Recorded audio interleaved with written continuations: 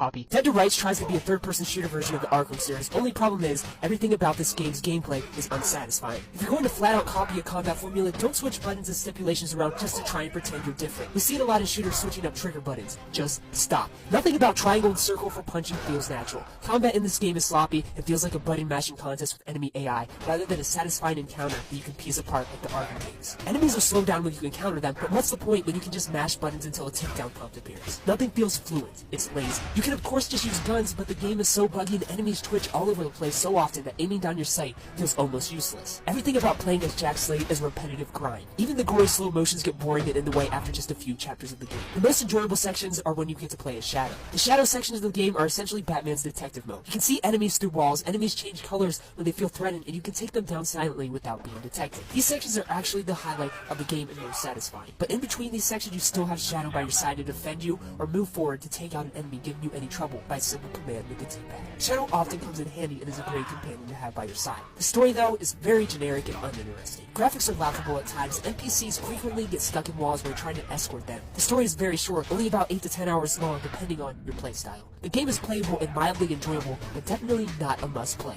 For what it is, an action third-person shooter, 6.5 out of 10, and as an overall game, 6.5 out of 10.